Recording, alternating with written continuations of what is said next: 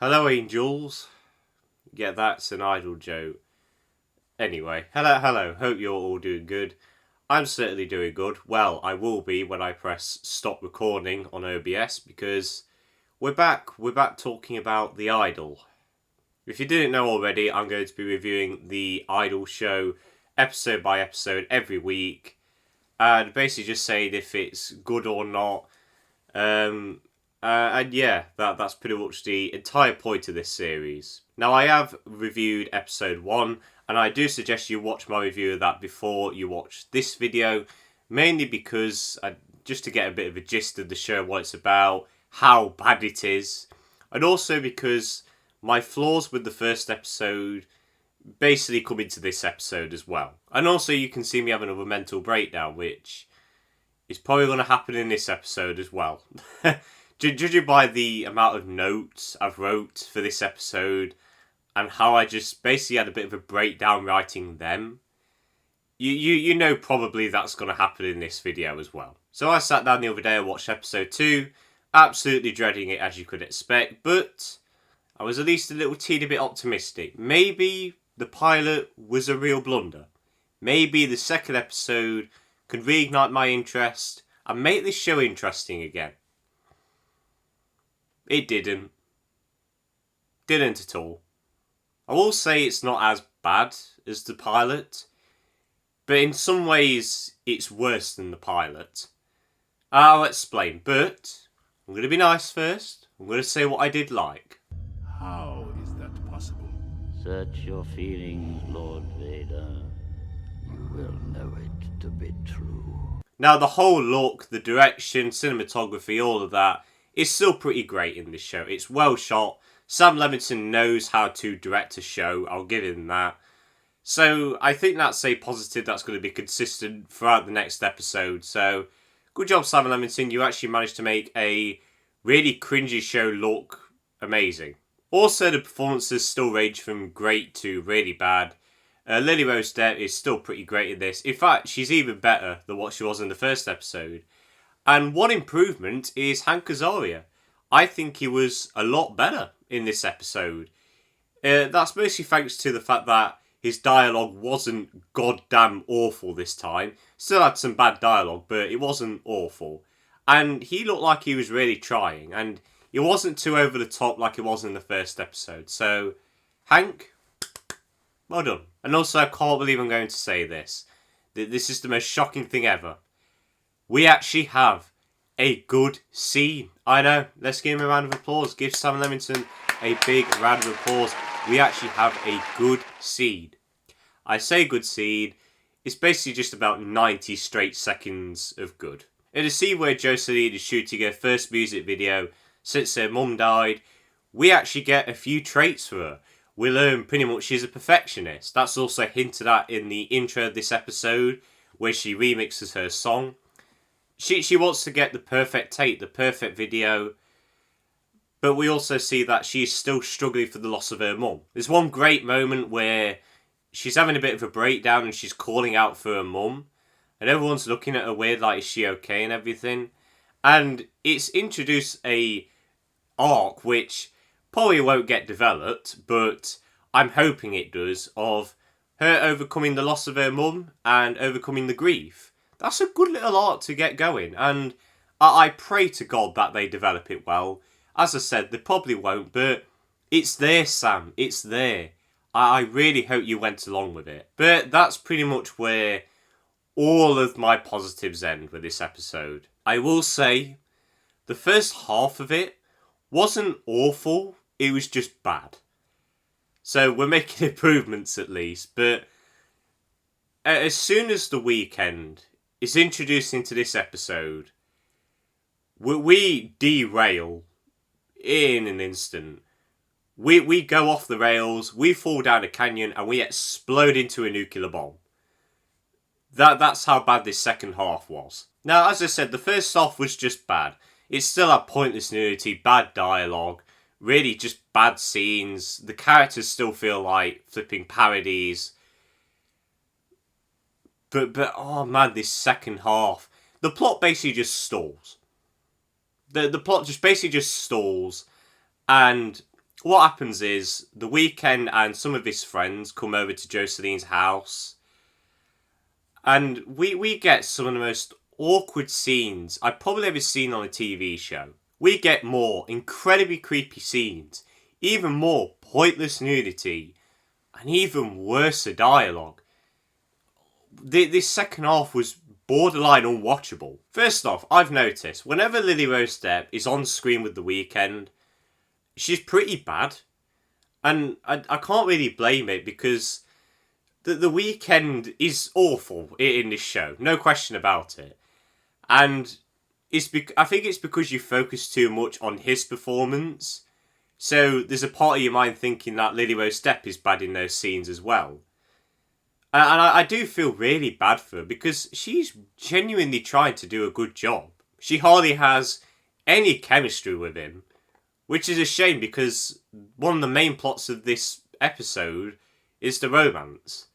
So how do you expect me to care about this seductive guy and his weird romance with Jocelyn if they have hardly any chemistry at all? And remember how I said The Weeknd was incredibly creepy with his performance last episode?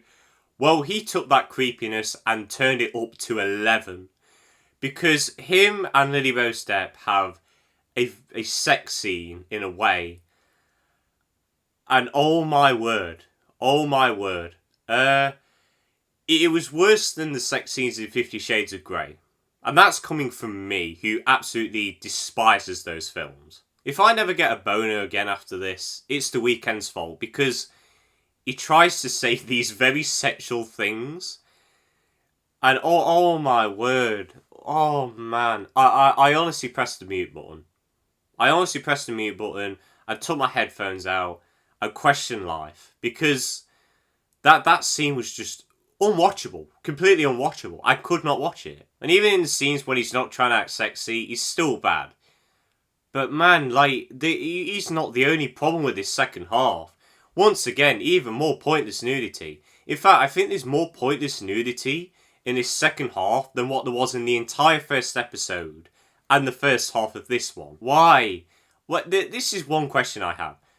A random woman who Jocelyn has just met, she's allowing her to walk around her house butt naked, and we have very grotesque shots of her body. Why does she need to be playing the piano naked? Why does she need to be walking around a house naked? Why does she need to be naked at all? Why? It's just... It's stupid. It's there for no reason. These scenes were honestly just so uncomfortable. I was so uncomfortable watching these scenes. It's just pointless. It was honestly just pointless and stupid. It's just porn. That's all it is. It's just softcore porn. Wow, I really did have a bit of a meltdown there, didn't I? And as I said, the plot just basically comes to a halt. We get scenes of them sniffing cocaine, having sex, and I guess it's to show that Jocelyn is going down a dark path. But the thing is, she's already done this stuff in her life, so I don't get why we're focusing too much on it, if it's part of her character. The only slight bit of plot progression in that second half was at the end, where one of Tedros's friends is playing the piano and singing, and then Leah, I don't know how to pronounce her name, but the woman that Rachel Seno plays, she's looking at Tedros very concerningly and is clearly worried for Jocelyn. Maybe, love, if you actually took action after the things that Jocelyn said to you in the last episode about what she wanted Tedros to do to her, maybe you wouldn't be worried this much. Maybe if you actually continue to look for her in that club instead of just letting some guy dance with you, again, maybe you wouldn't be worried this much. That's another thing. The characters are still so stupid. Leah, I'm sorry, I can't pronounce her name, but my word, is she so stupid. She's probably the worst best friend I've ever seen on screen. She feels like that one person who pretends to be your best friend, but talks crap behind your back. Because honestly, it seems like she really just doesn't care for Jocelyn in this. If you actually feel worried for your friend, step in, do something, help her, try to change her mind, instead of just going to the bedroom with a random creepy guy. Do something, please. And Hank Azaria's character, he and the audience learn some information about Tedros. And again, he hardly does anything to step in and help Jocelyn. That he just stands to the side. Everyone just stands to the side. Like, are we just allergic to helping people now? It's just stuff like that. Little things like that just really frustrate me. And there's other, like, really bad flaws. There's so many flaws with this show. And especially in that second half. Like, if you're wanting to watch this show, if you're going to watch the second episode, watch, like, the first half an hour. In fact, when Tedros appears on screen and he goes towards Jocelyn's house, skip to, like, the last 3 minutes. Don't bother watching that massive segment. So yeah, episode 2 was just abysmal. It improved in, like, a couple of areas, but in some ways it was even worse than the pilot. That's how bad this show is. I'm honestly dreading the third episode. Remember how I said that the first episode was very tame to what was to come? Well, we got a taste of that in this episode. And if there's going to be more in the future episodes, whoa, man, am I in for a treat, eh? So yeah, I still can't recommend The Idol. Episode 2 had, like, 2 good improvements, and that was it. So, yeah, it's still going to get a 1.5 out of 10. It's still abysmal. It's still one of the worst shows I've ever seen. And yeah, guys, that is the end of my review of episode 2 of The Idol. Yeah. Now, I know I was not going to see this film, but I've heard so many good things about it that I'm actually intrigued to see what happens. So, I'm going to go and see The Flash. No, I've heard really good things about it. I want to see what these good things mean. So, I'll go see The Flash. I'll see what it's like. But, yeah, that's the end of this review. If you have watched The Idol, for some reason, you know, just let me know what you thought of it in the comments. I'm going to college now. Right, I'll see you guys all later. Yeah, let me know what you thought of The Idol episode 2. Have a good day. See you later.